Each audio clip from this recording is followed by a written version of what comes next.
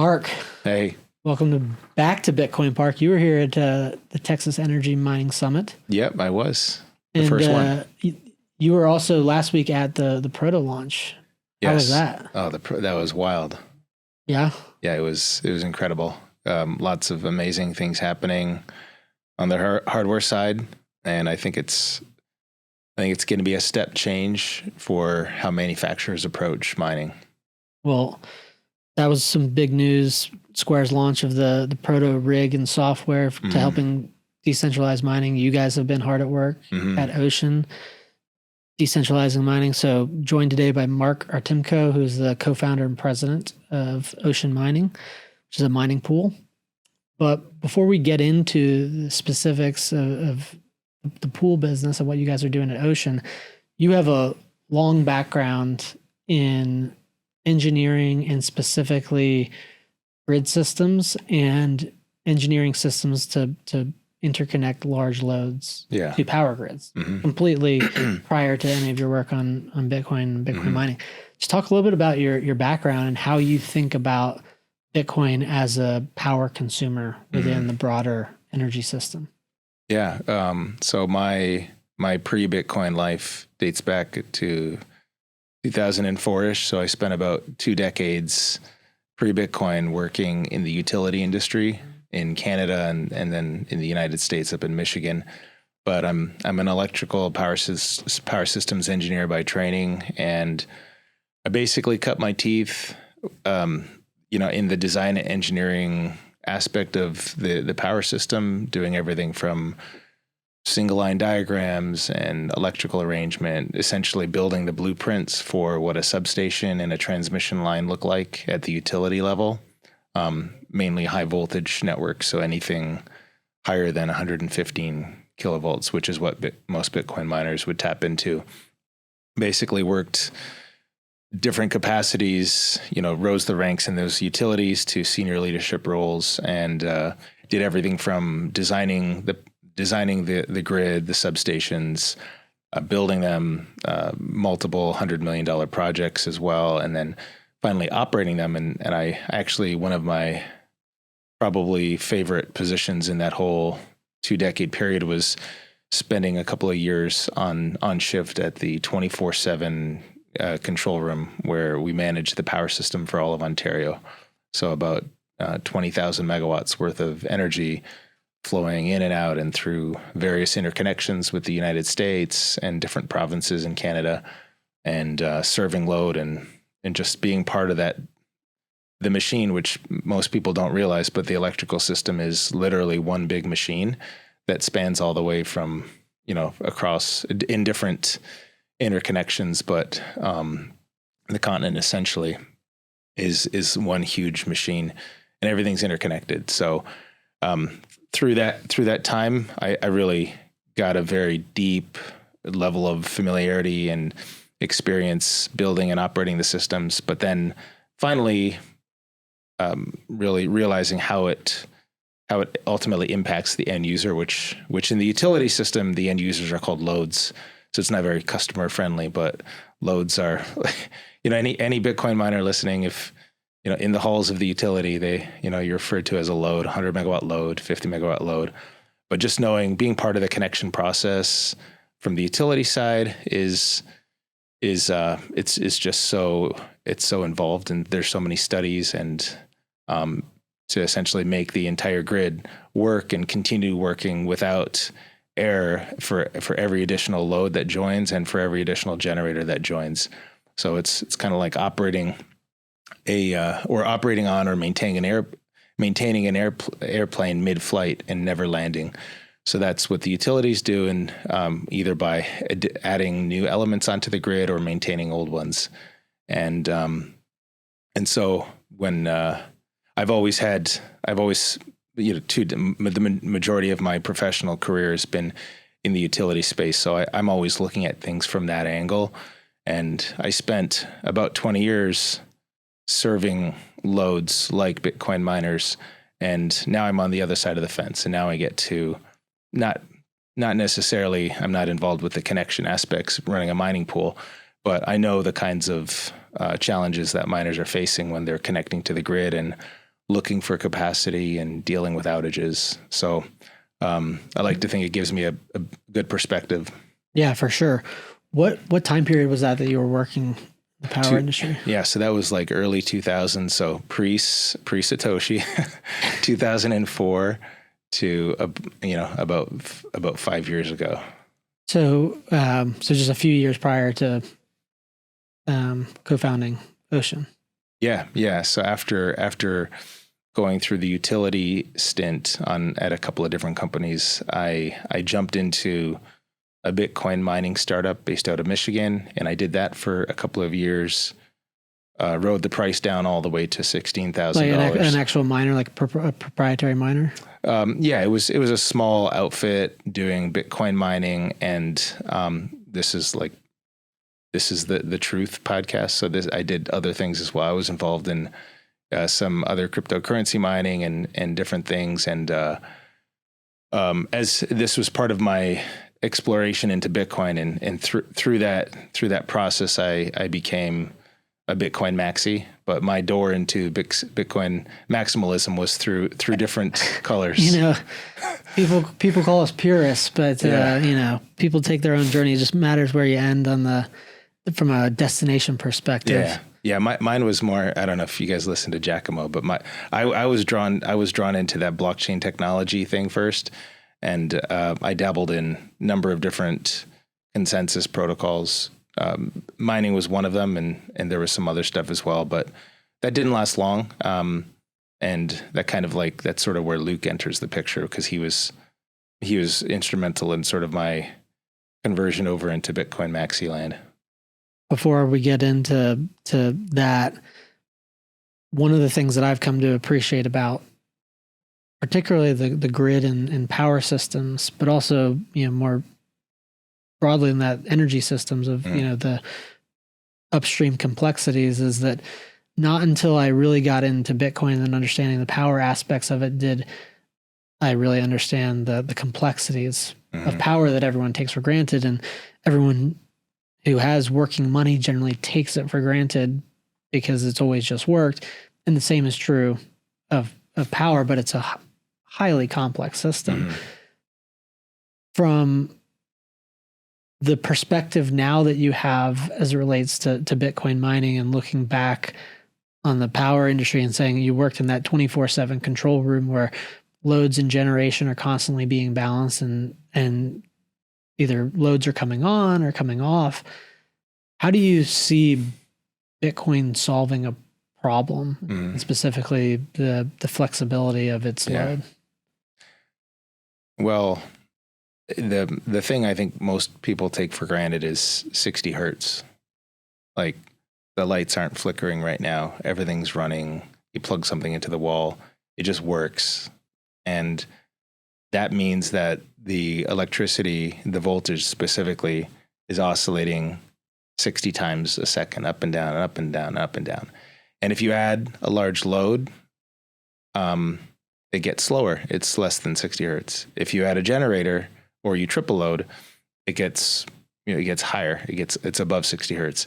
And if you change the frequency, you're going to damage machines. And they're like behind the curtain, behind the scenes, there are thousands of operators looking at predictive tools and signals like ACE, area control error, where ACE is a measurement. It's like a leading indicator to frequency. And if ACE is going in a certain direction, that triggers the system operators to do something, take some type of corrective action. And so the complexity behind the scenes is just, it's mind-boggling how much is actually happening right now as we sit here today. It's happening, and it's a system that never shuts off. Traditionally, system operators have had usually only generators at their disposal to manage the load, and frequency can change due to load coming on during the day when everybody's waking up and plugging in their coffee machines, and the different patterns that happen throughout the day. And so there's response to that, and then there's response to outages if a generator trips offline. and traditionally system operators have only had generators at their disposal to increase the output of the generator to help respond to frequency. And so you'll have some generators on spinning reserve and responding to signals from the market. And then you have more drastic measures like if there's an outage, every region is responsible to maintain its own frequency, and if it can, it has to procure it from neighboring regions. So a lot of region, or all the regions, will have some like peaker plants and stuff that can be fired up within a few minutes of an outage, and so regions have responsibility to get back to where they need to be, and then in extreme scenarios, you don't have enough generation. You got to start. You do things like voltage reduction, for example, reducing everybody's voltage by 5% or 3%. Power is voltage times current. So you reduce the voltage, you reduce the power, you reduce the energy. So that's one way of dealing with shortfalls. Nobody wants that because you see brownouts and you see your lights dim. And then the worst scenario is, and nobody ever wants to go there, but all system operators train for it, is rotational load shedding, where you take a substation that has low voltage feeders and you just pop the breakers one by one by one, either manually or you do it in an automated sequence.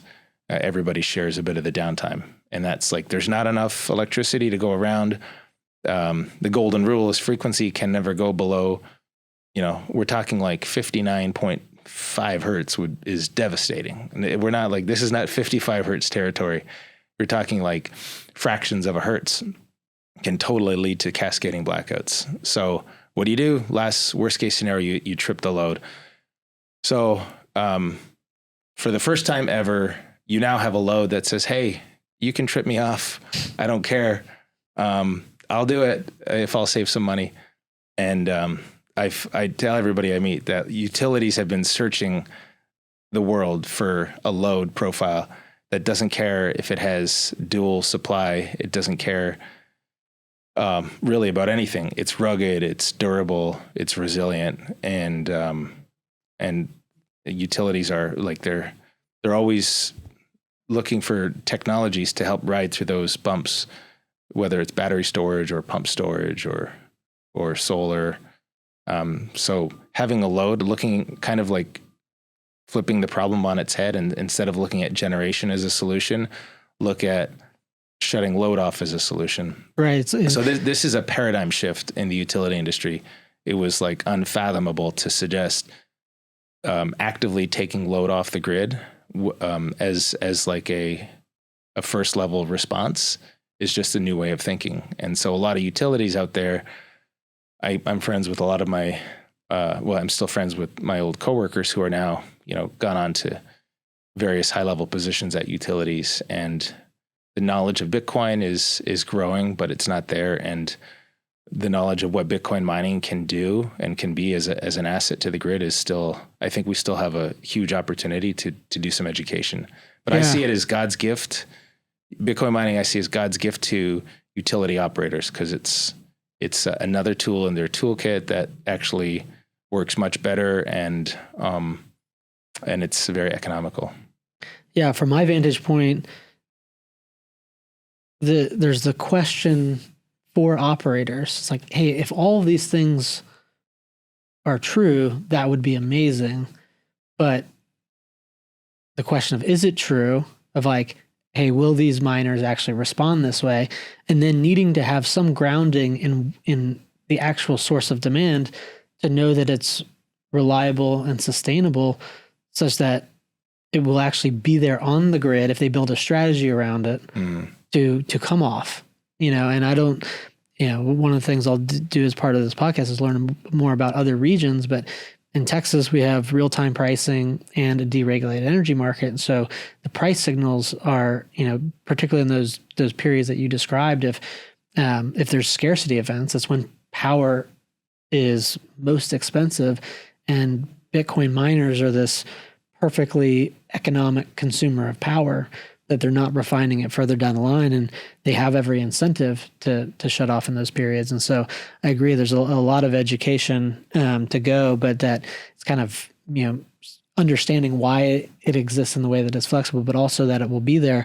But that if you start to grok that, then it's like, well, hey, the more of this that's on, the more impactful, it can be as a lever. The last question I'll ask about the power side before we shift to Ocean. Do you have a perspective on, given the nature of Bitcoin mining, whether it will, at least what's on the grid, whether it will gravitate to being co-located with generation? Like, not necessarily saying like, are the power companies going to be Bitcoin miners, but just in terms of physical location, is there a benefit in terms of cost as well as the operation of the grid system to be co-located next to a generator? I think that, there's a huge benefit. Like the a lot of the power that's generated, well, a lot of times generation is done at where the source of the energy is. If it's hydroelectric, for example, or you have like a big wind farm in the middle of the plains, and transmission it's a really prominent part of the grid, and it costs money to move the electricity from the generation to the load centers, because it's not common to have like a subdivision next to a nuclear power plant. So it's very expensive to move the power, and there's also, you lose some of the energy due to line losses. And so being able to completely collapse that distance and put the load next to the generator, it saves all that capital expense, and it's more efficient because you lower the line losses, or you eliminate them, so you're behind the meter. Kind of the same way, or the inverse way, that DERs transformed the renewable space, distributed energy resources. So rooftop solar, microgrids, that like any kind of like localized generation. It changed the traditional model where generation was happening over here, consumption was here, and then you had to step up the voltage, send it 500 miles, and then use it.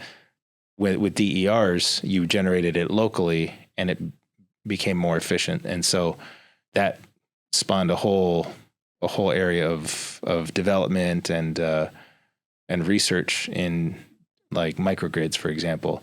Bitcoin mining is like, it enables the opposite to occur. You just pick up the load and put it where the generation is. And so that has a lot of cost savings, but I think utilities can use it strategically as a way to enable projects, and generators can use it strategically to enable the deployment of sites. If I'm not mistaken, probably the biggest limiting factor in bringing on a large generator is not building the generator, it's building the transmission line to accept the load, because transmission lines are going through like your backyard and my backyard, and it takes a long time to get those environmental permits and approvals. And so you have the potential to generate, but no lines to generate it onto. And so you don't. And then now you have this opportunity cost. Somebody sunk $100 million into a generator that's doing nothing. So Bitcoin mining can actually enable whoever owns that to liven it up quicker, start making money, and until the lines are there and ready to accept the power. So I see mining as kind of like an enabler of that, and it's kind of what Gridless is doing in Africa by building out mining to enable the build out of the local community distribution networks. And I was in Tokyo last year with Luke, and we visited Agile Energy X. It's a subsidiary of TEPCO, Tokyo Power. And they're doing that. They have like pockets of Bitcoin mining all around their region because they either have too much energy and no lines to put it on, so they just, let's mine Bitcoin with it, or the Bitcoin mining was actually solving a congestion issue that they had. Interesting. Yeah. That's a generator in Tokyo. It's in Japan. Yeah, no, yeah. So it's a subsidiary of Tokyo Electric Power Corp, TIPCO. Their subsidiary is called Agile Energy X. Okay. Kenji Tataiwa, if you're listening, shout out. But he's doing great. Need to get that guy in here. Oh my goodness, he's got a degree in like nuclear engineering, so it's going to be a deep discussion. Yeah, you're going to have to make the introduction. Yeah. Okay.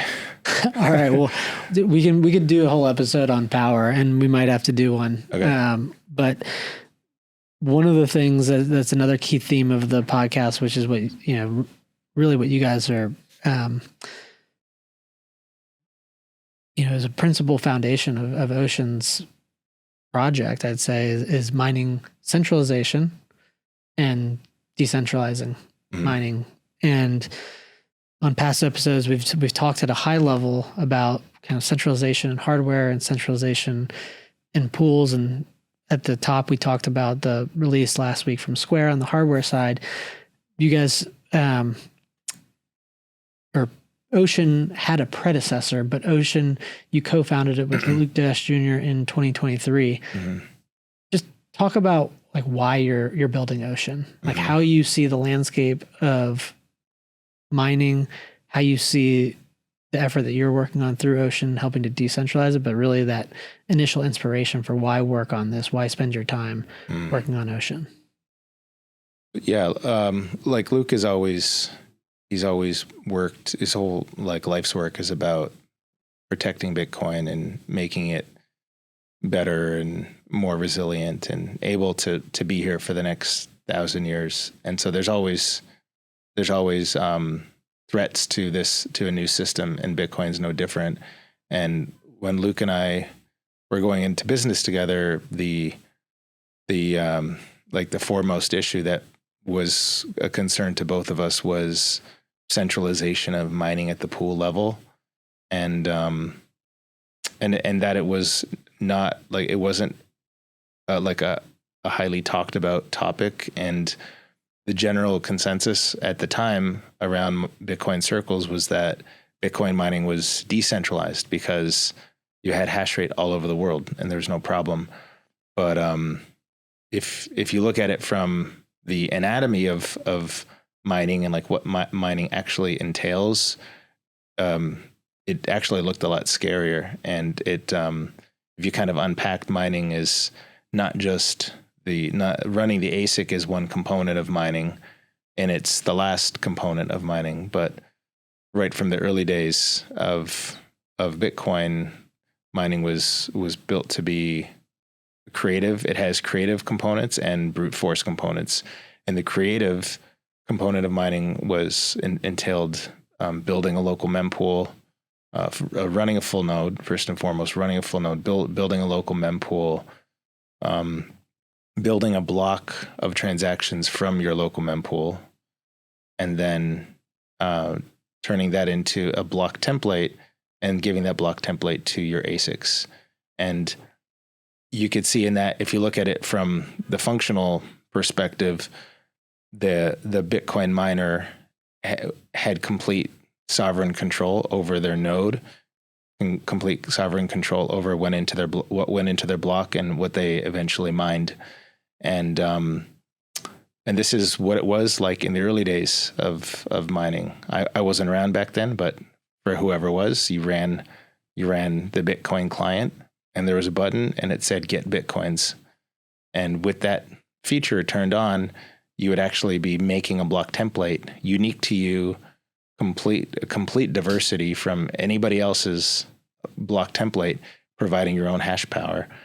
And so the whole concept of decentralized mining in those early days was thousands of miners all around the world. Thousands at the time, miners and node runners were synonymous, and censorship was impossible. It was a joke. Like you couldn't censor. But we've since mining pools came onto the scene to essentially solve for cash flow, right? Difficulty was increasing. Miners needed to get paid.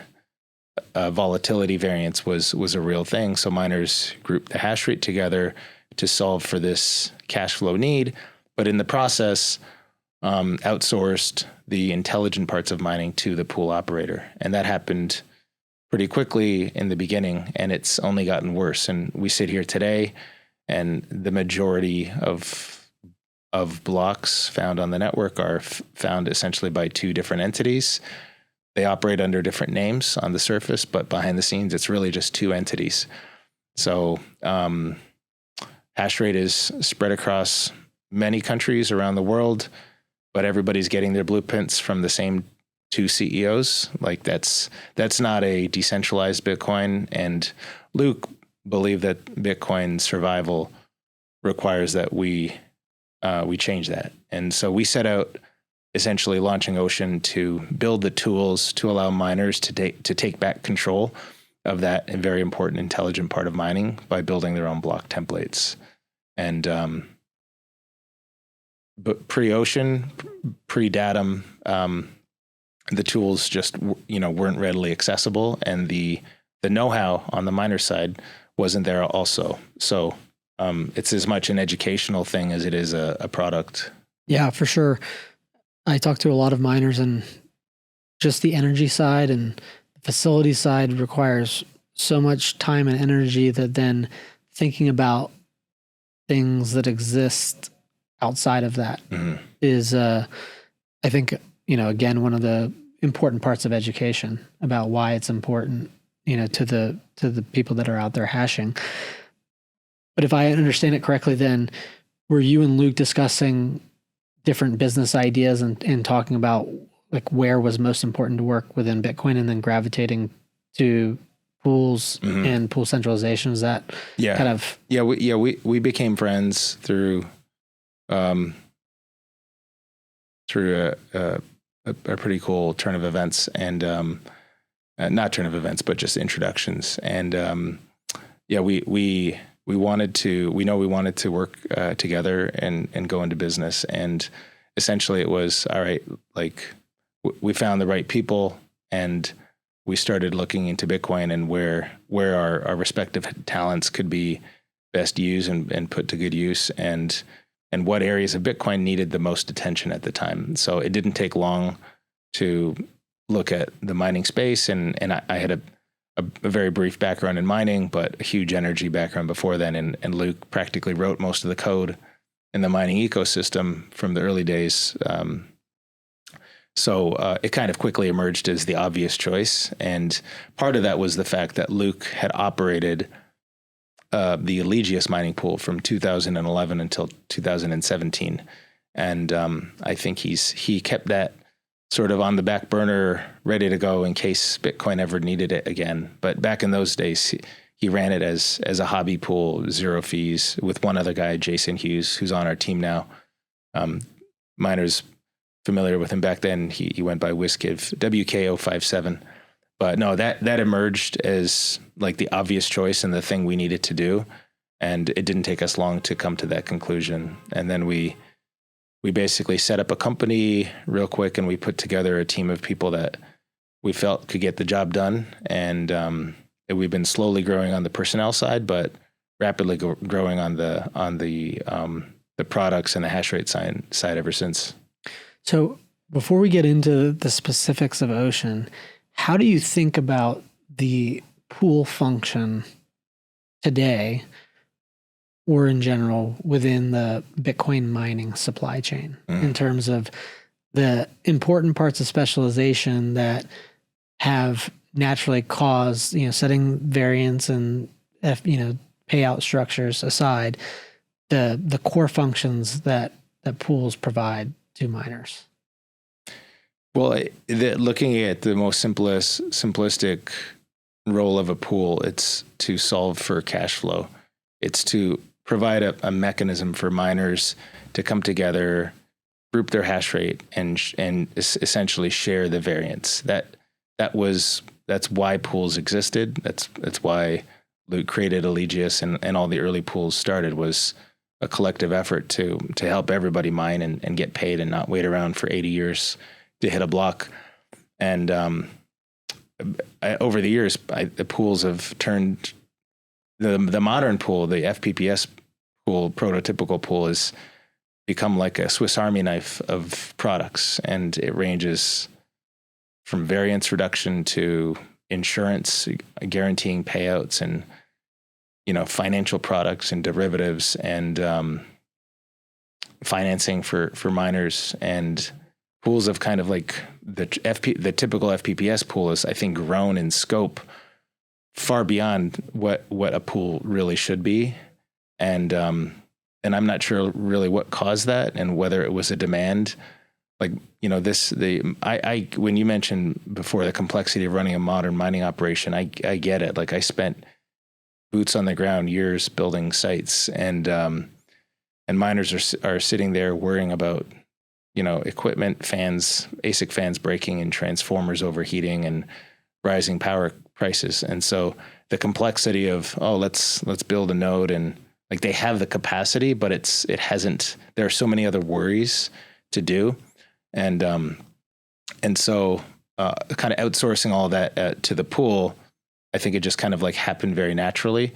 But the pendulum has swung so far to the other degree, where pools are in a position of power right now. They are the power players in the mining space. They dictate what goes in the chain and what doesn't go in the chain. And it's a far away from where we started. Yeah, I think that, you know, one of the things that I talked about in the last episode with Phil Geiger is that over time, as Bitcoin grows, over long time horizons, Bitcoin scales, everything should naturally decentralize. And if I were to have gone back 5 years ago or 7 years ago, and I've only been paying attention to Bitcoin for 9 years, that there's probably a natural limiting factor in terms of the number of pools, but that I would have expected increasing decentralization versus what has actually happened from the pools landscape of essentially consolidation and centralization. And again, there's a saying that's everything's good for Bitcoin, and there are economic incentives, and people will follow those economic incentives. And so I'm confident over the long time horizon that will be true, but it will only be because of people like yourself building the competitive solutions that deliver a differentiated value.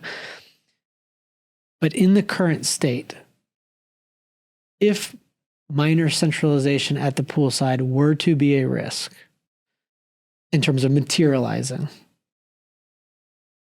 how do you see that happening? Like, in terms of, like, is it the 51% attack? Is it the censorship? Is it changes to Bitcoin? Like, what, like, just your own perspective on it. It's like, hey, centralization is a problem, but if it materialized to actually harm the network or harm the incentives or harm the interests of the individual miners that were pointing to these large pools of hash rate, you know, how do you see, like, where do you see the most material risk? Well, we're sitting here, and like, your question reminded me of one of my favorite sayings from Luke, which is, Bitcoin isn't censorship resistant. It just happens to not be censored right now, because we have two entities that at the push of a button could censor transactions. And I guess you could, you know, there's lots of, you could think your way around that in terms of miners switching pools, but the fact that it can happen means that we're in a really bad state. But I think censorship is a big one. Is Bitcoin, when not if, but when Bitcoin becomes, like, when the world is on a Bitcoin standard, like, do you think access to block space is going to be non-competitive? It's going to be extremely competitive, and acquiring the design rights for the majority of the network, like, to be able to rewrite the chain, do a 51% attack or censor. I think it could be like a huge tool. So I don't really know. It's hard to sort of pinpoint what it's going to look like, but the fact that it can happen right now.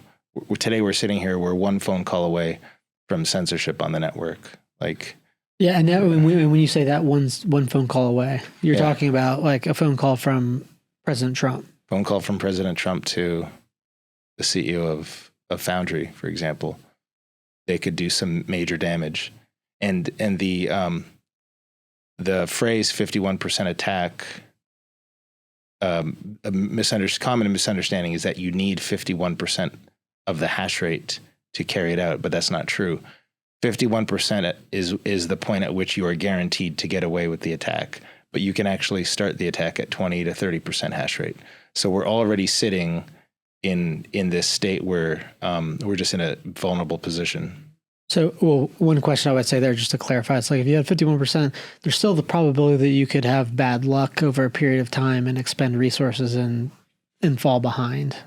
Right. But sure. I see your point. Over the long term, yeah. On the other side, you don't have to have 51% to potentially. Yeah, you could do major damage to the blockchain with 20%. And so, so one phone call away, when you have one entity that designs the block templates for thousands of miners, it's essentially the same block template. It's one. It's as if every miner on those pools is literally one big miner. In that relationship, the pool is the miner, and what we call the miner is just providing the hash power. Right, and for I think that single miner. One of the points, at least the way I see it, is that there's two. I see the risk of censorship and the risk of changes to Bitcoin being greater than the 51% attack. Okay. But I agree that those are like the three primary surface areas. That there's the idea that, hey, if you got these two massive pools, and maybe Marathon, or maybe you don't even need Marathon, to censor transactions, then, when I posed the question to Phil in the last episode, it was like, well, you might go offline for a period, but you start solo mining. But the perspective is, if mining is centralized and it's not this massive game of whack-a-mole, then it's not like the pools are just doing it on their own volition. They're doing it because there's some regulatory pressure, some jurisdictional pressure. And to think that if you start from a centralized world and you want to peel off and that you're not going to be easy to be a mole that's whacked is unrealistic, I think, in my perspective. And that if you wait to that point to solve that most critical risk of thinking of an individual miner being like, hey, the value of your asset, the asset value, like the energy infrastructure, is the integrity of the system, that you can't wait for that call to be made. By that point, it would be too late. Yeah, is what you're saying. Yeah, yeah. And so I think that there's all there's the question of, well, I could just switch, but if they're all getting the same phone call, then it's like, oh, okay, well, I'll go start a new pool. But you're like, well, what does the circumstance looks like, and is that realistic? And maybe there's some other geopolitical interest that's a state actor that has an interest not to respond to similar requests, but it's not a good state to be in. And if you're thinking about the individual miner incentives, everyone has to act in their own self-interest, but with the integrity of the system as a whole in mind, because their assets are tied to that system. Now, when it comes to what you're actually working on at Ocean and how you guys are helping to solve a problem, one is providing another pool. So more pools, less centralization. But what would you say most differentiates Ocean as a pool, other than just being another pool? Yeah. Well, what differentiates us is we, if you think of a pool as in the traditional sense, like the other pools, we're not really like a pool. We're more of a payment coordinator between miners. So we've created a mechanism through Datum for miners to take back control of the intelligent parts of mining and become solo miners in a sense. But wait, before, so Datum is decentralized alternative. If you get it right, I'll give you a shirt. No. You give it to me. Okay, you already gave me a hat. Decentralized alternative templates for universal mining. Okay. Yeah. So think of it, if you can picture a traditional centralized pool, as you have Bitcoin, and then you have the pool who runs the full node, peers with the network. Pool builds a local mempool. Pool builds block template. turns that into work, SV1 stratum work, and then gives it to the miner. Miner does the work, but goes straight up through the pool back to Bitcoin. But all decisions are made by the pool, and when the block is hit and the Bitcoin is created into existence, it goes to the pool and flows down to the miners. So like they control the upstream work and the downstream payment. Ocean, through Datum, we've completely taken ourselves to the most practical extent possible out of the equation, and we let miners interface directly with Bitcoin. So the miner has the hash power, the miner runs a full node, the miner builds their own block template, and they peer with Bitcoin directly. And they all do that. And in a sense, they're all solo miners, because solo mining is being sovereign and choosing your block templates. The role of Ocean is really a payment coordinator. We come along and say, Parker, you're 10% of the pool. I'm 10%. Nacho's, what are you, 80%? So, Parker, if you find this next block, you need to pay 80% to Nacho, whatever 80% of the block subsidy and reward is, and pay 10% to yourself and 10% to me. And we essentially give the miners the payout slip that says, if you find a block, this is who you have to pay, and this is how much you have to pay them. And we come up with that by looking at the work done over a period of time. And we just maintain a spreadsheet essentially of who did what work and how much of a payout that would translate into, if, and it's updated in real time essentially. We don't make the block template, and when a block is found, the money goes directly into the miners' wallets. It doesn't come into ours. Like, we're non-custodial. So does the, and I don't know this answer, but the payout structure, does it go to the individual miner that actually solves the block, and then from there, after 100 blocks, does it get distributed, or is it paying out to all of them? No, it's paying out to the miners directly in the generation transaction. So in the generation transaction is the first transaction when a block is found, and the list of outputs in every other pool, the output UTXO is the pool's Bitcoin address. For an Ocean block, the output address is 60 addresses belonging to the top 60 miners on Ocean. So if you're 10% of our hash rate, you get paid 0.3 Bitcoin immediately directly from the network without going to the pool first. And then how are the smaller miners? Good question. So that is a function. Bitcoin has the capacity to pay many, many miners at once, but firmware is generally the limiting factor. So in the early days of Eligius, when Luke ran it, he would pay hundreds of miners. And again, the subsidy at that time was 50 Bitcoin. So, but 900 and something was the top. Like 900 individual miners were getting paid directly in the generation transaction. But over time, the firmware from Bitmain essentially was just not maintained. And so there's a limit to how much data Ocean's giving miners the payout information in the Coinbase, and so you can only put so much data before the firmware just kind of chokes up. So depending on what miner found the block, you can have more or fewer output addresses. The worst case scenario in an Ant miner, it's like 16 addresses. In a What's miner, it's closer to 60, and hopefully as firmware gets better, then we'll be able to push that number. And all of those miners are getting paid UTXOs directly from the network. So 0 hops, you can touch the Bitcoin from it basically.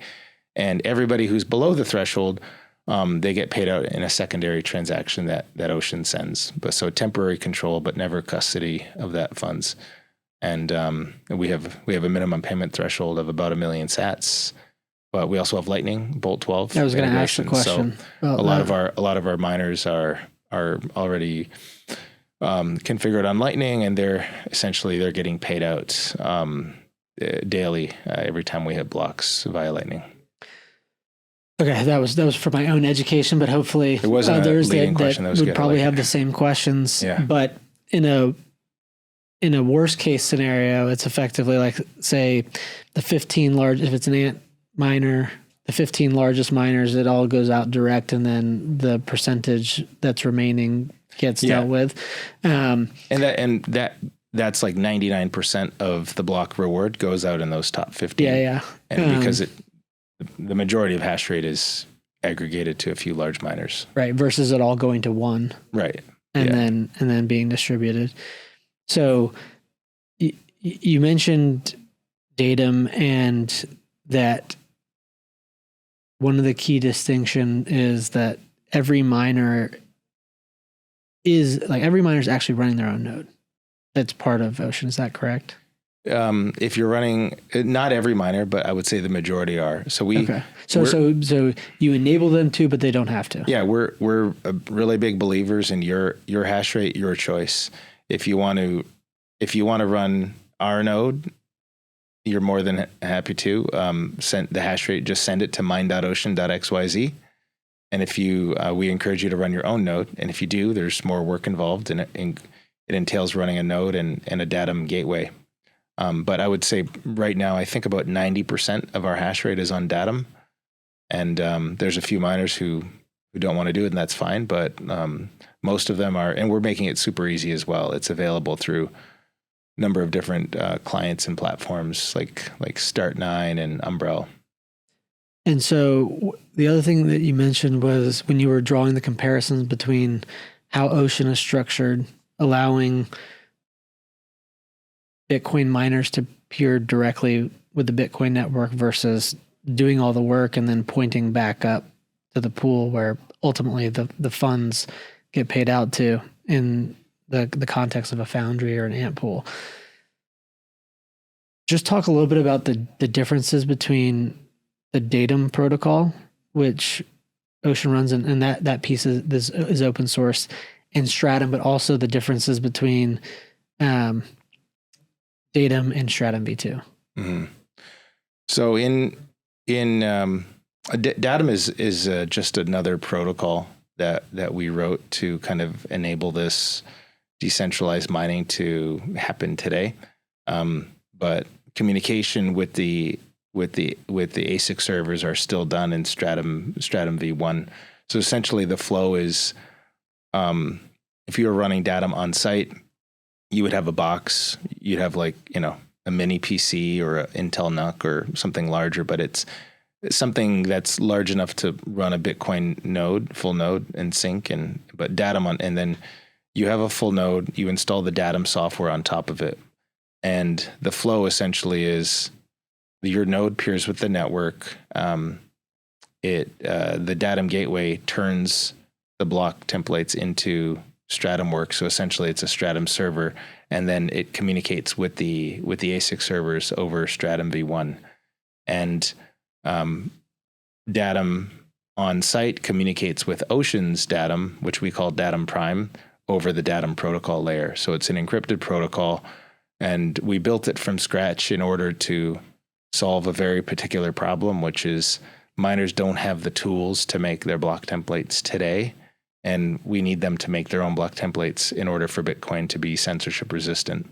So when we launched the company, and if you go back to some of our earliest pitch decks and PowerPoint presentations, there was no Datum in there anywhere.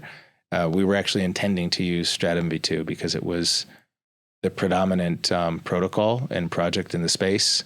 And our engineers, primarily Jason Hughes, I would say we launched in November of 23, and we launched as a centralized pool, so we didn't have Datum yet. Everybody was using our templates, and we got to work really quickly about building out the next phase, which is let's build the tools and push it off to the miners, outsource the control back to the miners. And Jason dug into the code and the inner workings of Stratum v2, and just kind of came to the conclusion that it wasn't the best tool for the job right now at this time. I'm not a developer myself, but from his perspective, he needed something that was lightweight, that was purpose built for decentralization in mind, and it was easy enough to deploy in a variety of hardware configurations and rapidly scale. And those things just weren't possible with Stratum v2. And so Jason, it was also written in a language that he's a C guy, he's a C maxi. So he basically said, look, we need to decentralize mining in a jiffy, and this protocol, while the intent is great, and like I think we're all fighting for the same thing in terms of decentralization, it was originally a protocol that wasn't designed. It wasn't intended to be a decentralizing protocol. It was proposed early on after Stratum v1 to fix the lack of encryption. And over the years, different features were added. Security, privacy. Yeah, privacy. And eventually... efficiency, too. Eventually, the concept of decentralization was sort of bolted on after the fact. Well, if we have a job negotiator, then we can let miners participate in that. But it's a centralized protocol that has ways to allow miners to participate, but from the ground up, from the core, the design was never a decentralized protocol. So centralized in the sense that the pool is running it. Yeah. The pool runs the main Stratum v2 server and has various interfaces with the miners. And I'm not sure if the design has changed since we first looked at it. It may have, but at that time, it wasn't kind of like consistent with the ethos of giving control to the miners, because in that system, the pool still retained the authoritative decision-making power to say yay or nay. Miners had a say, but it was ultimately the pool's call at the end, and that wasn't good enough for us. Yeah, my understanding from an interaction with Matt Corallo online is that there's no concept of a negotiation. There was some term of a negotiator, but that the pool may set the template, and then the miner would construct, select their own transactions if it fit the pool's template. And so it's like, hey, well, if they're mining off the template, it's not like a negotiation on a per transaction basis, but it still seems to me that there's an input side, which is they can preset what transactions would be, allowable or not. And that being set at the pool level. And so one of the key things that I'm trying to understand is, it seems to me that the miners themselves being in absolute control of the templates is critical to decentralization if the pool's, if working with a pool. Is that fair to say? And is there an aspect of Datum that allows that wasn't in Stratum v2? Like what is that mechanism? Because there's the importance of the payout going straight from the Coinbase. But theoretically, if they would have to design a system that one of the pools, Ant Pool or Foundry could do something like that in theory from a payout perspective, but from an actual construction of the block and being in absolute control of that, and then knowing, having some assurance because the payout is direct from the miners, the combination of those two things, it seems like that is, like, those two things together is critical to actually putting more control on the miners. Is that fair? And what is the mechanism in Datum that maybe allows that? Or what's the difference between Datum and Stratum v2 that allows that? So using your explanation, kind of how you framed it, the Stratum v2 setup would kind of be like pool works hand in glove with miner to come up with a template where the pool has a say and the miner has a say, and there's a bit of a handshake, and that's kind of like quasi decentralized. But if the pool has any say at all, then they're a target for coercion. So in our case, we have no say what goes into the template. If you're a miner on Ocean and you're making your template, as long as it's a valid block, we can't do anything about it. The only thing we do is we tell you how much to pay Nacho, and we tell you how much to pay me.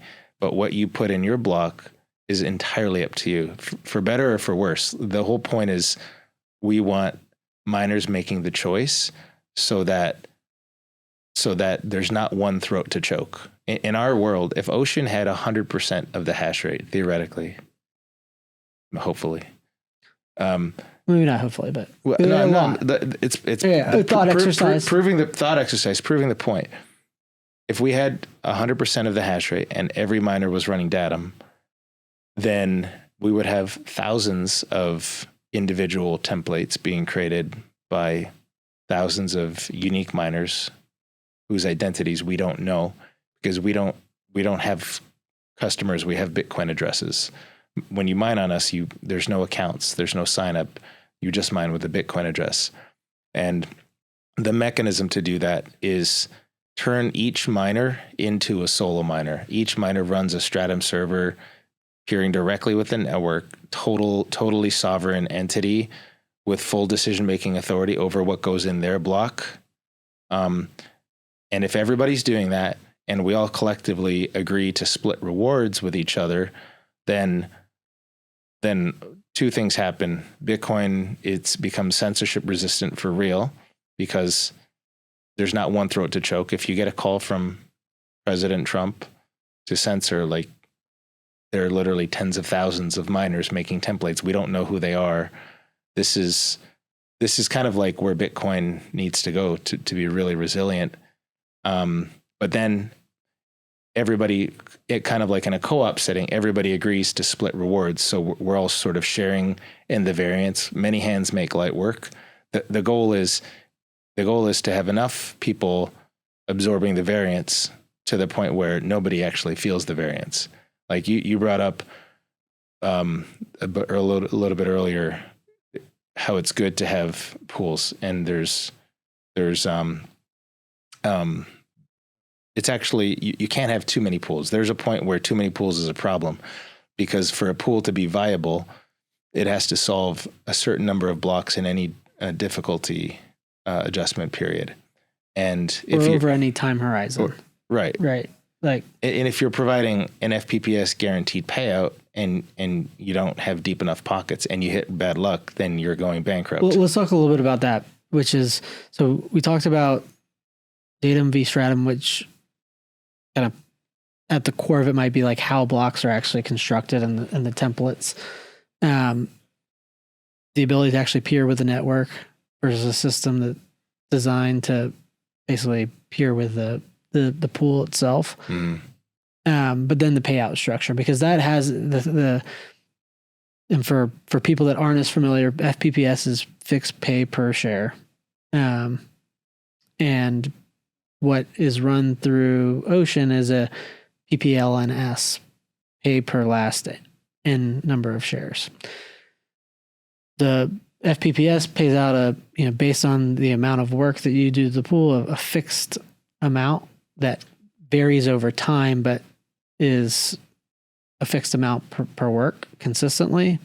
Like say every day, number of shares times rate, versus Ocean structure, which as pools emerged, when it was Slush Pool and Brains used to run PPLNS as well, but there were different scoring systems. And that's another thing that's unique about Ocean. You have your tides in terms of how those payouts are actually calculated.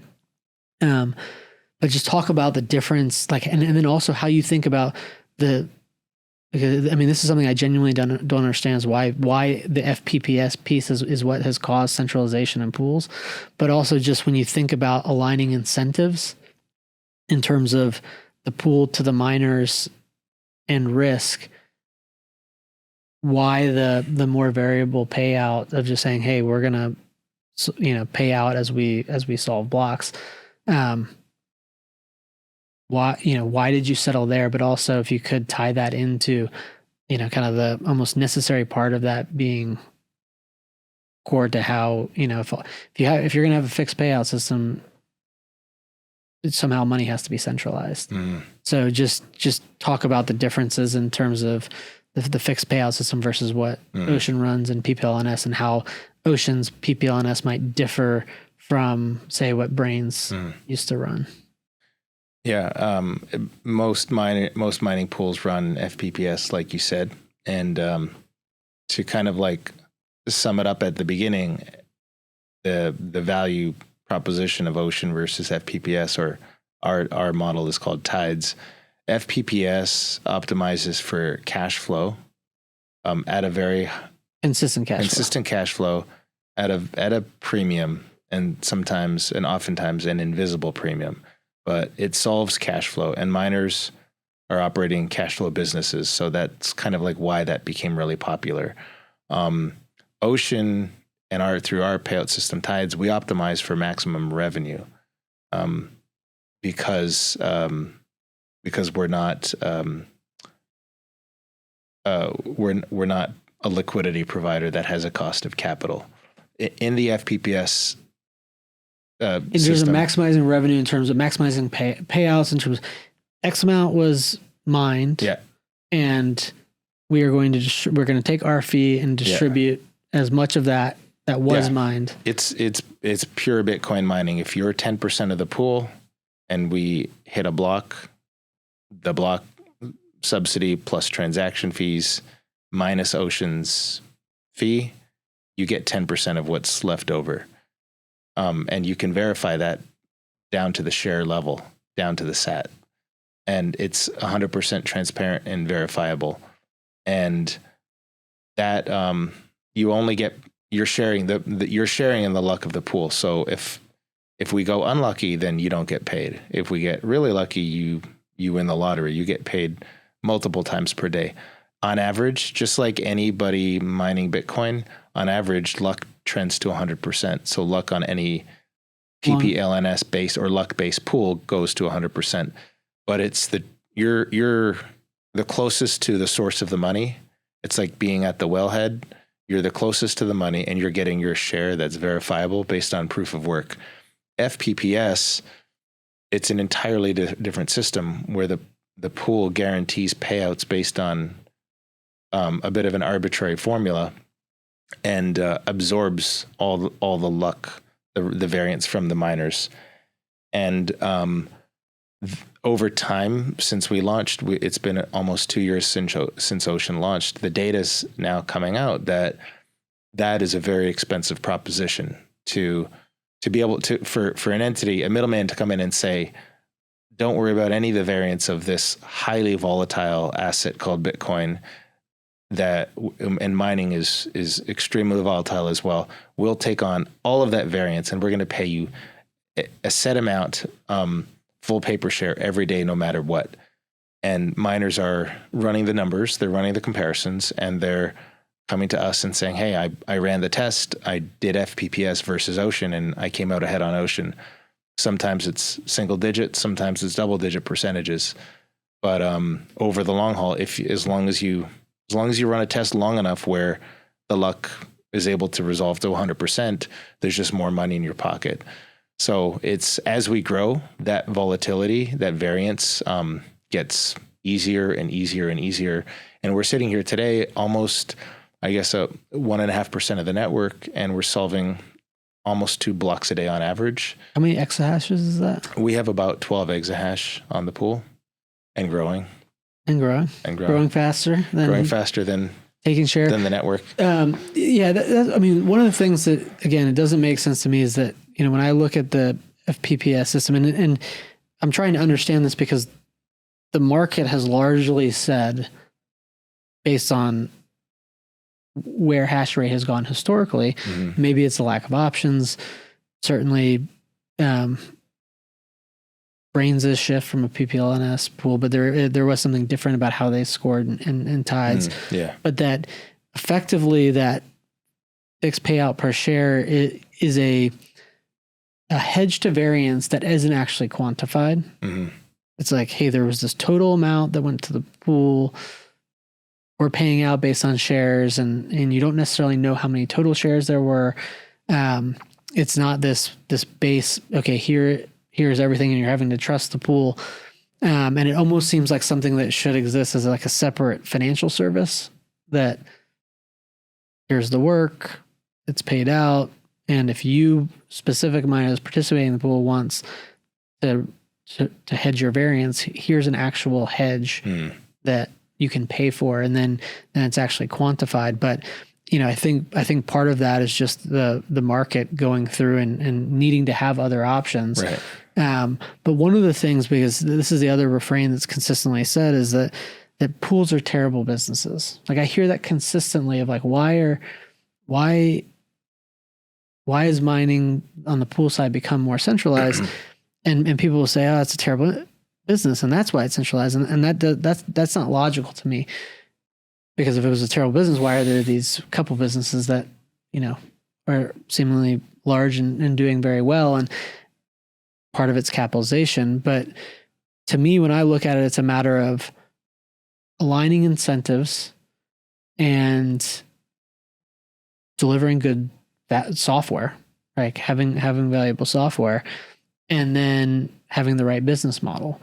And one of the things from an alignment perspective, it's like, I can see how, hey, miners running their own nodes if they want to, payouts going directly, to me at least, but which to the market to decide, being like, hey, you get paid out as you find blocks. But one of the things that, in terms of miners that I've talked to struggle with is, and one of the things we haven't talked about, which in my view is a big pro, is that you also can run your own implementation. So people can run knots on Ocean, people can run Core. But one of the concerns that I have is like, hey, if I'm a miner, and when I'm talking about aligning incentives, there's aligning incentives between miner and pool, and aligning incentives from miner to miner is, if I'm mining and maximizing the amount of fees in a block, and there are other miners that are optimizing for number of transactions in a block and filtering JPEGs and other spam, and I have the perception that that's lowering my maximum potential revenue, how do I become aligned with those other miners? Like, how do you think about aligning interests? Because it is a two-way function between not just the miner and the pool and those incentives being right, but the incentive from miner to miner. Just how do you think about those trade-offs? Yeah, no, that's a good question. And it's a really good point to get right. And maybe looking at an extreme example, if I'm mining empty blocks and you're not, where the value of our two blocks are going to look different. And it wouldn't be fair if we got paid out the same. So the way we've designed Datum is to essentially pay the miner the equivalent of what they would have earned had they solo mined their blocks over a period of time. So if I mine empty blocks with no transactions, on average, I'm going to solve so many blocks, and I'm going to get the subsidy over a period of a year, and it's going to look different from yours. And we work backwards into the calculation to essentially weight them differently. So it's miners who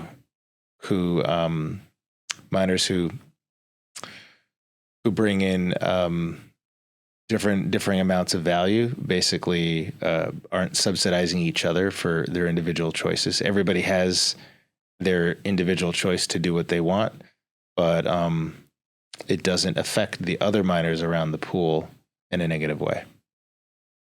And the one question that I just thought of, and I'll continue here, but with a pool running Stratum V2, is your knowledge that it's all the are miners able to run their own nodes and run different implementations? I mean, maybe it's moot if the pool is putting templates in, and they could say, well, you can't include transactions that either look like this, or you can't include this, a transaction from this address. But how on the node level or implementation, like between the ability to run multiple different implementations of Bitcoin, do the two systems compare, like between Datum versus, or is there no difference? I honestly don't know how advanced Strata V2 is in that, and I don't know if it accepts different node clients. I know we do. Like you mentioned, you can run knots, you can run core. It's literally your choice. Like this is the free market. Like this you can run as long as it's a valid client and you're making valid blocks.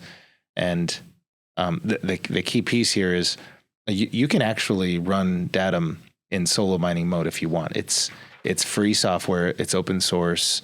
You can toggle a switch at the beginning to say, I want to mine solo. I just want to solo mine and not split rewards with anybody. And it's basically a free Stratum server. The value and kind of the magic is by operating in split reward mode, you get to be independent, but share the rewards. So for us, in terms of how you run your node and how you get paid out, it makes no difference. We just look at the work done, the proof of work, and then tally up all the shares from miner A and miner B and add them together and develop ratios. And then those ratios are multiplied against the next block.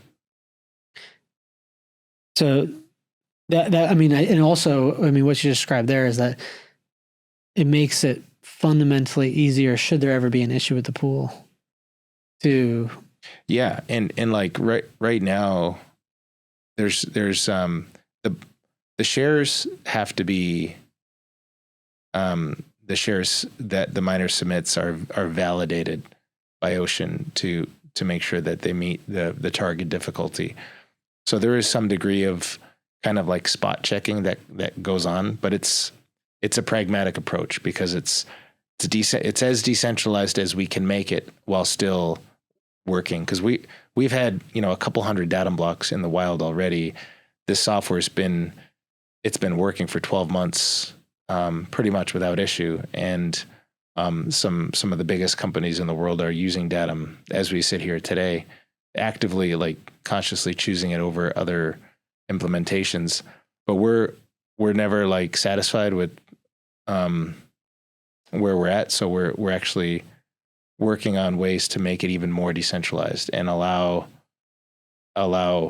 individual miners to validate each other's proof of work.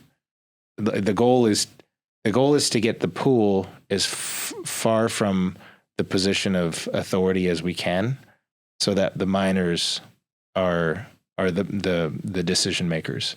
So that'll probably come in later versions of Datum down the road. I'm not sure how many quarters that's going to be, but ultimately we would like to get to a point where you submit work to the miner next to you, and that miner says, yeah, Parker submitted valid work. He should get paid for that proof of work. And then Ocean says, okay, we trust you guys.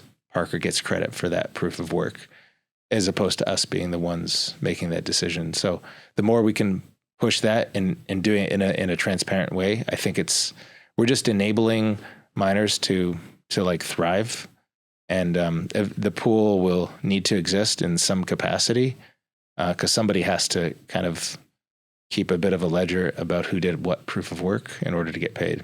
Yeah. And I have one other question about like the alignment of incentives, and specifically on the filtering of different transaction types. But one of the things that, how do you ensure that if the payouts are going directly from the Coinbase transaction, I don't understand the mechanism that prevents, again, like if a miner cheated once, they'd be out, but like what prevents the miner from just taking the full reward? Does Ocean do something to validate that that each miner is hashing a template that has an output that has all of those addresses? Yeah. So the kind of like supervisory role we have in that scenario is you're entitled to the split of every other miner's blocks, as long as you pay miners from your blocks. And it's like a reciprocal agreement the miners have between each other, with Ocean kind of overseeing it. The moment you don't uphold your obligation to pay the other miners, then we would basically in the next versions of the Coinbases, basically you would get penalized through the other miners not including you in their blocks. So it's a bit of an honor system that we monitor, and it keeps everybody in check. Like if you essentially if you're running in Datum, you're getting paid from everybody else, and then you just go essentially you just flip the switch and you become a solo miner. You can do that, but if you're not solo mining, and you're participating in Ocean, but you like switch the payout mechanism, that's kind of where we would come in and sort of adjust the rewards for everybody else's Coinbases the next go round. Yeah, so and it keeps it fair and balanced. Yeah, and it's like this is oftentimes how stock exchange works. It's like, hey, these are the rules, and if you violate the rules, you no longer get to participate in it. Yeah. So if you valued the variance reduction that comes from pooling resources, you could cheat in theory, but you could only do it once. Yeah. Coming back to the economic incentives, because I think there are people, there's the ideological side, and I think there's ideological people on either side of this. And I don't want to talk specifically about like the debate on up or turn, but speaking to miners specifically, there are people that really struggle with the idea that an economically rational actor could filter transactions that don't result in the largest amount of fees in an individual block. Not asking you to theorize on how your customers, the miners who do that think, but when you think about aligning the incentives between the pool and miners, you're taking a share of that revenue for your service. So those economics impact you as well.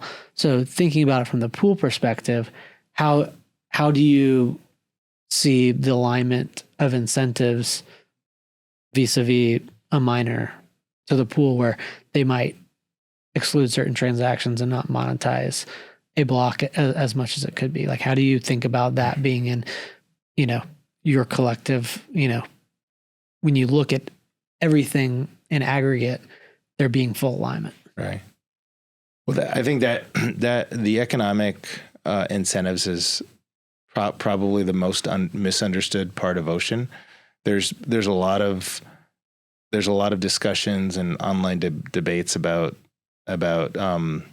arbitrary data and the so-called revenue that it brings into the blockchain. But that additional revenue is so minuscule compared to the money that miners are leaving on the table through FPPS that it's like it's pennies on the dollar. It's and it's pennies on the dollar. The challenge is they can quantify the pennies and they can't quantify the dollars. Yeah, but there's a lot of data that's coming out now. Like if you don't mine on FPPS and you mine on Ocean, you could earn 5 to 10% more revenue. 5 to 10% more revenue. Like multiply that by your business and the razor thin margins. That's a lot of money saving. But and I think the work that we're doing is sort of shone a bit of a spotlight onto that, and how FPPS is an unsustainable payout scheme, and how it's an insurance. It's an insurance product wrapped up as a mining pool, but it's really primarily an insurance product. So the fee discussion is, compared to that, it's not even in the same ballpark. So I would say, if you want to be economically rational and you want to maximize profits as a miner, you need to go directly to the wellhead. You need to go right to the source. And right now, Ocean is the only pool that connects miners directly to the source. Whether you include something with a couple of more, sats or a couple of fewer sats, it's like a rounding error, and it doesn't have any material impact. But this is all part of the long, like, again, this is a your hash rate, your choice thing, right? Like, we don't get in the way, and miners make whatever choices they want, but we're all here for the long game of Bitcoin, which is, like, as Bob Burnett likes to say, we're in year 15 of the next 1,000 years of money. And so we need to have like a long-term view, and Bitcoin needs to survive, and it needs to be adopted and used as a peer-to-peer payment system. Yeah, I think that thinking about it in the context of there's the fees, and there are a lot of other variables that go along with it, that it's not like the alignment of interest is not just marginal fees. Mm-hmm. And that at the heart of what you guys are working on doing is putting miners in a position to being directly at the wellhead, having more control, ceding more control from the function of the pool. In the broader context of Bitcoin and decentralization and the integrity of the system, how important do you think it is that the industry adopt something more like Datum and the structure of Ocean and its relationship to miners? Like, is it enough for Ocean to say get 5% of the hash rate or 10% of the hash rate if the other 90% is operating in a very centralized world? And so, yeah, that's just the question. Do you think that for the integrity of the system and for mining to truly decentralize, that that something like data needs to be adopted as a standard? So looking at the Bitcoin ecosystem, I think 51% of the hash rate should be making their own blocks.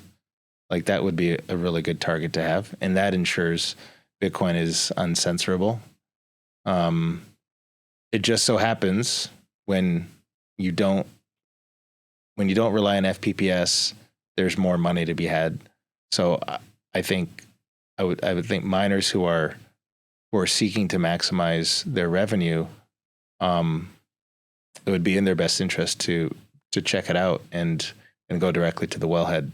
So I do feel for, it's a competitive industry. It's in many cases, really hard to make ends meet. And there's, Bitcoin miners aren't the favorite type of customer from a utilities perspective. And so utilities are often very demanding in terms of. They should be, but they're not. They should be, but they're not. And they demand unreasonable utility deposits, and miners have to pay their bills sometimes multiple times per month. And these kind of requirements aren't placed on any other industry. So it's a difficult business, and cash flow is definitely important. And all I want to say and kind of reiterate is that there's more money to be had than what is being passed through the FPPS system, and that's by going directly to the source. As we get larger, the number of blocks that we find per day goes up. Our coefficient of variance goes down, and at some point we're going to sort of pass a critical threshold where there's really no risk to mining on Ocean, and it's all upside at that point. And I think we're actually really close to that. There's most of the growth that we've seen so far has been organic growth through, home miners, pleb miners, a few early adopters, but for the most part, the really large U.S. publicly traded companies are, they're not there yet, but we're getting close. And at a point in the very near future, I think our hash rate's going to hit that inflection point where the volatility aspect is not really a concern, and then it's just about the money. One of the things that I think is important there is it's like they're the economics of the PPLNS and the FPPS, and there's in my mind there's no reason why, if you want a fixed payout, that there can't be a financial service that sits on top of a PPLNS pool and basically says, this is how the way the pool works, but you individual miner want fixed payouts, here's the cost. Mm-hmm. From the pool's perspective and the integrity of, thinking about the security of the business, and I think that there's two ways to look at this, which is when I was at Unchained, we looked at security of custody being people hold their own keys, and we can help them. But that was our fundamental perspective on what resulted in greatest security. If you come from a centralized world, it's easier to do certain things when things are centralized. You can pay out different ways and offer different services. And if that is in your culture as a company, then it's just, well, why would we do it some other way? This makes other things so much easier, less cost. But the first question was on the miner side, but this is on like to the pool industry, to your peers. Do you think from a security standpoint, and I'm not talking about, your Bitcoin getting hacked or your data security, but in terms of ensuring that phone call is not made, that when people look at the landscape, that it's also necessary to the pool ecosystem? And I'm not just speaking of Ocean, but to thinking about all other pools, that they put themselves in a position to not be able to be the ones creating templates. Oh, absolutely. When we, like other pools, and I strongly encourage other pools to either offer multiple templates for their miners to choose from, so the miners have a choice, or give the miners the ability to make their own. In the Datum software that we open sourced and it's available on GitHub, you read through the documentation. It doesn't actually mention Ocean in the document. It talks about being run with a Datum supporting upstream pool. And so our vision is that in the future, the goal is to get mining decentralized at the pool level, whether that happens just through Ocean or Ocean and a bunch of other mining pools. We got to get there, because ultimately we have to protect our most valuable asset, which is Bitcoin. And we're all kind of like fighting for the same thing here. So yeah, I would love to see other pools adopt Datum and use it, and because that's going to get us to where we need to go faster. But at the same time, like I said before, if everyone used Ocean, if every miner used Ocean, and every miner made their own block templates, there's no central point of failure, especially when you factor in the block validation work that we're doing that would allow miner A to validate miner B and vice versa. There would be, what I would say is there's no way for somebody to influence what individual miners create, but somebody could call up Ocean or like seize your servers, and then there would be miners being in a very precarious position of not being able to pool. That is a good point. So that is an attack vector that we're not at yet, but we should definitely, and I'm sure Luke has thought about this one. Yeah. Because he's always planning like 10 steps ahead. I think the best world would be many pools all using something that takes the control of the templates out of the hands. Not necessarily many pools. I'm not saying many pools and infinite pools, because that is one thing that, someone like Elon Musk even misunderstands when he talks about how, we need faster block times, that there was an intentionality in the target of 10 minutes in terms of security of the overall network and the rate of orphan blocks. That then has this natural consequence of, if there are only 6 blocks an hour and 144 blocks in a day and X blocks in a week, and you have expenses and working capital and cash flows, that naturally, to reduce variance, pooling resources is something that makes sense. And then within there's a big difference between 2 versus 5 versus 10 versus 20. And there might be some limiting factor that says there probably won't be 1,000 or thousands. But I think what you're saying is that if the role of the pool is less in terms of control, then to have effective decentralization, you still need many, but you don't need nearly as many. Yeah, and there's also a scenario, a possible future state where Datum is the protocol that supports pools working together with each other.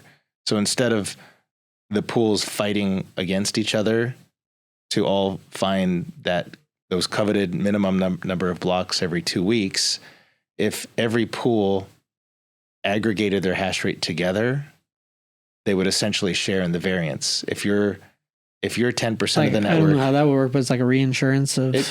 It's like, there's a lot of proxy pools, white label proxy pools for AntPool, and they're all getting their funding from the same source. Right. Well, if those proxy pools and their templates, if those proxy pools just did what they're currently doing, but they were on Ocean instead, and they were running Datum.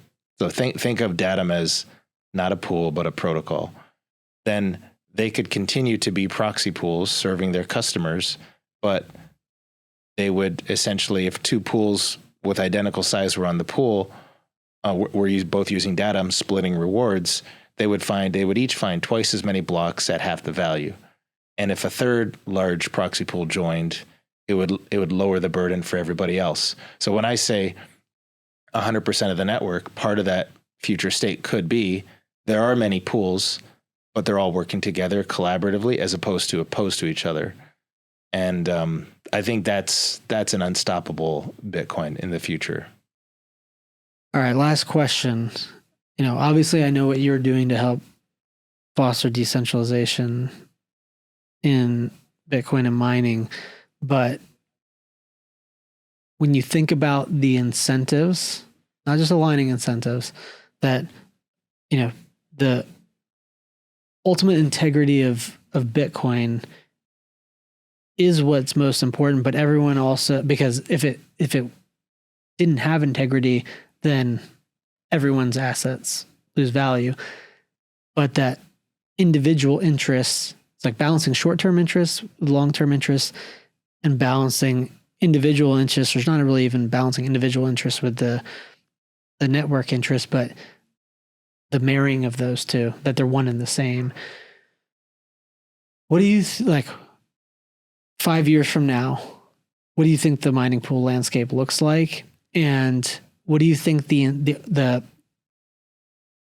incentive that tips the scale away from that overcorrection and reliance on FPPS? Do you think that it's just one miner figuring it out after the other, or is it a materialization of the risk? Is it a financial distress? How do you see us going from, and what's the kind of leading driving factor that says like, this is what miners figured out and realized that they needed, combination of more options as well as more control? Future in 5 years, I think it's defined by 3 changes. I think we're going to have proxy pools collaborating, like we just talked about, using Datum. And so pools become collaborators rather than competitors. We're going to have a decentralized version of FPPS because we're building it. So maybe we can chat sometime next year. Good to know. The money doesn't have, there's more than 2 entities in the world with Bitcoin. Yeah. Every Bitcoin that I did the math that the whole network could, like 3 standard deviations would like take 2,000 Bitcoin or something. And there's 19.9 million Bitcoin out there. So, right. So all the money, all the block subsidies that get paid to all the miners in the world come from 2 pairs of hands. We can spread that out a little bit, but you need a transparent system and a permissionless system to do it. So we're building that. And in 5 years, I think our perspective on the value of a block is going to be radically different as well. What do you mean by that? Well, I credit this way of thinking to Bob Burnett from Barefoot, but we when we think about the value of a block today, you look at how many transactions there are in the block and the fees, and you add it to the subsidy, and then that's the value of the block. And that's like a one-dimensional way of thinking. But I think in the future, if we have hyperbitcoinization and you have institutions all competing for block space, the block space scarcity is going to become a real issue. And then the value of a block is shifted to who actually makes the block. Because right now there are two pools that make majority of blocks for every miner in the world. And if you have settlement on chain for large international deals and procurement, and there's other external factors that are riding on the fact that are riding on a Bitcoin transaction getting into the layer one settlement. There's like secondary effects and secondary opportunity costs that need to be considered. So I think the prominence of running a block for the sake of getting to populate it with your own transactions is going to be very valuable to miners in the future, and it's something that very few people are talking about now. And that's something you can do today with Ocean. You can create your own block template, and you can put your own transactions in there at no cost. And there's not a high degree of demand for block space right now, so it's not that big of a deal. But when there is an insane amount of demand of competition for block space, and you can't get your transaction in, and you need to get it in because you have to make payment in order for a deal to close, and the penalty for not paying that is X million dollars. Now the value to you of that block is now all of those external factors. So I think we're going to go from single dimensional assessment of the value of a block to 3-dimensional assessment with multiple factors. And I think it's going to happen quickly. Yeah, I've talked to Bob about that, and I want to have him on hopefully in the next few weeks. He'll do a much better job of explaining it than I just did. Like, my view of that piece is that like there is going to be this, if you imagine 8 billion people using Bitcoin, there's going to be fierce competition for block space. There's going to have to be serious innovation in terms of, scaling value per unit settled on chain, and that there is going to be a desire to, still have higher value transactions that are time sensitive. I feel like there's going to inevitably have to be some financial solution to that, of like, because you don't know what pool or what miner is going to solve a block. So how can you guarantee block space? But I think there's going to be markets that emerge that will benefit miners. One thing that I've thought about, and I'm curious if you think that the world might go this way. Do you see large miners, like miners always have like a backup to, if something happens with their pool to change? And we talked before about why when it really might matter, you functionally, even if you could change, the other pools might be censoring too.